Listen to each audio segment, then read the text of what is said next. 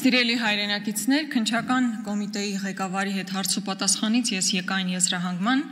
որ քննչական կոմիտեում գործերը կարվում են բացառապես քաղաքական նպատակահարմարությունից ելնելով։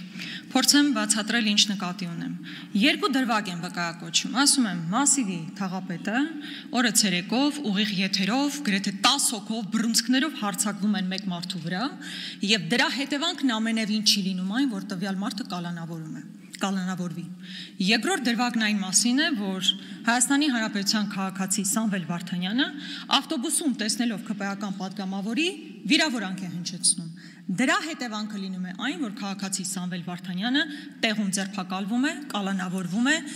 կալանքի վայրում անցեկացնում կալանք, այնուհետև տնային կալանք, վարչական վերահսկողություն եւ այլն։ Հիմա պարոն Պողոսյանն ինձ ասում է, գիտեք, իրավական ֆորմալության տեսանկյունից, այո, Մասիվի թաղապետի իրականացրած գործողությունը ծեծ է, հետևաբար դա չի ենթադրում, որ պետք է լինի ձերբակալում եւ կալանավորում։ Իսկ պարոն Պողոսյան, ինչու դա չի որակվել խուլիգանություն, այլ Սամվել Վարդանյանի վիրավորանքը որակվում է որպես խուլիգանություն։ Այսինքն 10 հոգով բռունցքներով մեկի վրա հարձակվելը ծեծ է, խուլիգանություն չէ, բայց մարդու վիրավորական հնչեցրած նախադասությունը խուլիգանություն է եւ հետեւաբար կալանքի պետք է տանել մարդուն։ Այս մարդը ֆորմալ, իրավական ֆորմալության տեսանկյունից այո, ասում է Մասիվի թաղապետին, այս հոդվածը չի ենթադրում, ես էլ ձեզ հարց եմ տալիս,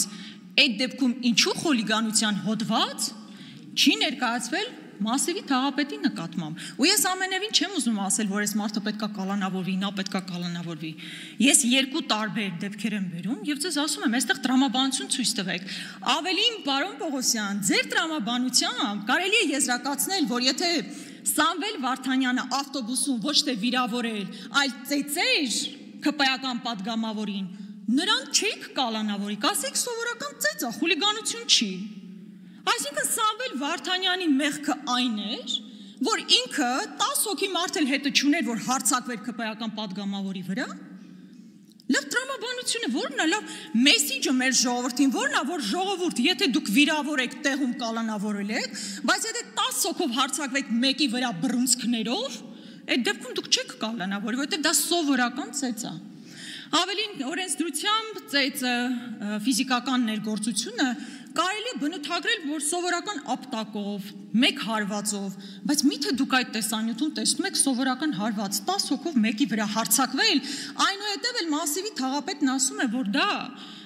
եղել է հաշվեհարդար, որ ինքը գիտակցել է ինչ է անում ու լավ է արել, որ անում է։ Ես ուզում եմ դուք շատ մանրամասն նկարագրեք,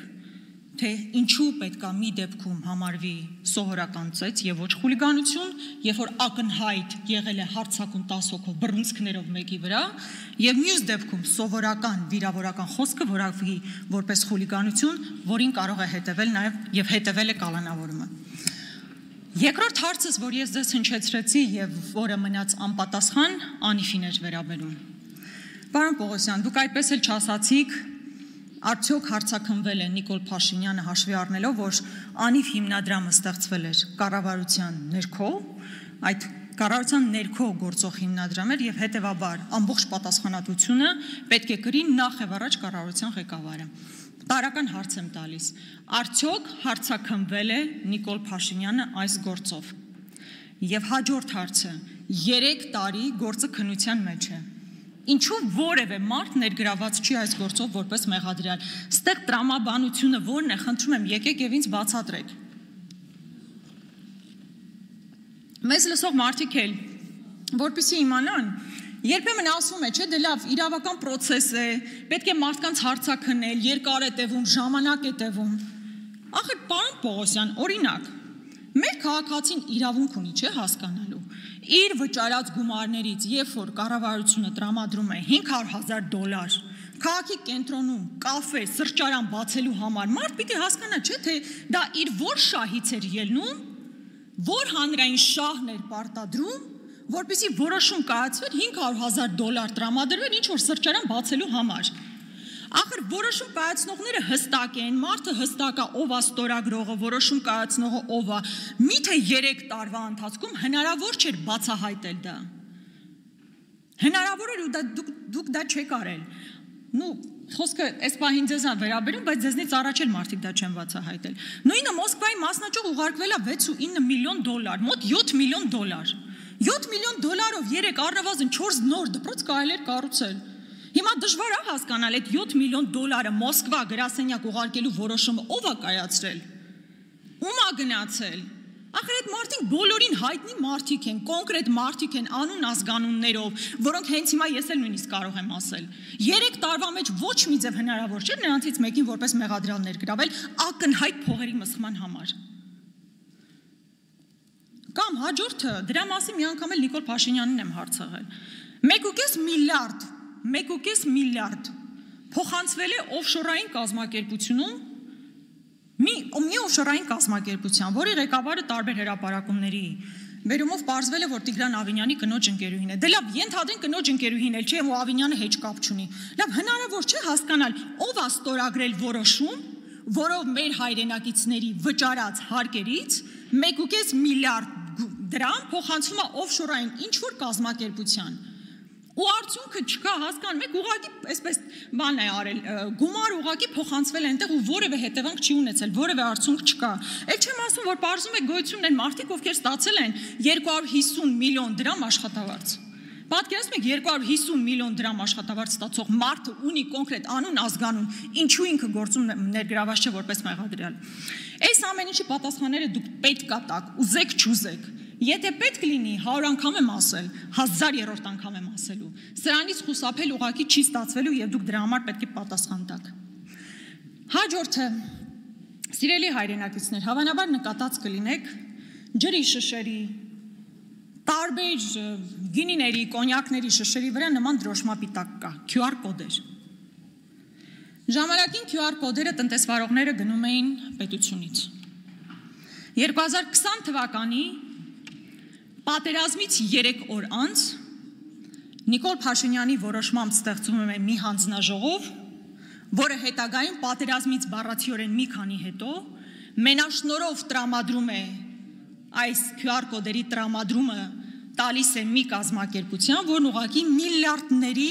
եկամուտ է ապահովում իր համար։ Այսինքն մեր տնտեսվարողները միլիարդներ են մուծում մի կազմակերպության, որն ունի մենաշնորհ, ու 5 տարի այդ մենաշնորհը ուղղակի գոյություն ունի։ Ընդ որում այդ կազմակերպության ղեկավարը մարդ է, ով ժամանակին ընդ որում այդ մրցույթը անցկացնելու մրցույթ չի, մենաշնորհով տրամադրելու ընթացքում եղել է պետական եկամուտների կոմիտեի ղեկավարի տեղակալ։ Այսինքն լինելով բարձրաստիճան պաշտոնյա, մենաշնորհը տվել է մի կազմակերպության եւ հետո գնացել ղեկավարել այդ կազմակերպությունը։ Կոռուպցիոն դեպք է ստեղ, որևէ ծրագիր չեք տեսնում։ Ընդ որում տնտեսվարողները 2 անգամ ստիպված են ավելի շատ վճարել այս QR կոդերի համար, քան վճարել են մինչև 2020 թվականը։ Իրականում մենք կոռուպցիայի մասին դեռ կխոսենք, ժամանակս քիչ մնաց։ Իմիջիալոց սրա հետ կապված նոր քրեական գործ է կարծես թե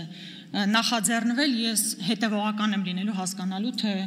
ինչու է այդպես ստացվել, որ մենաշնորհ է տրվել եւ արդյոք պատասխանատվության չեն ենթարկվելու այդ մարդիկ։ Այսօր Արտուր Հովհաննիսյանը կարծես թե հորդորում էր ինչ-որ մարդկանց նայել իմ աչքերի մեջ եւ հեկ տեսնել, ակնհայտորեն տվյալ անձը տեսողության հետ կապված խնդիրներ ունի եւ նա օրինական ուժի մեջ մտած վճռով նույնիսկ զրպարտության համար դատապարտվել է,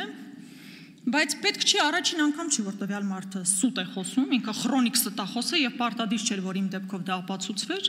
բայց ուղղակի զուտ մեր հայրենակիցների համար ասեմ, ես հեկ չունեմ,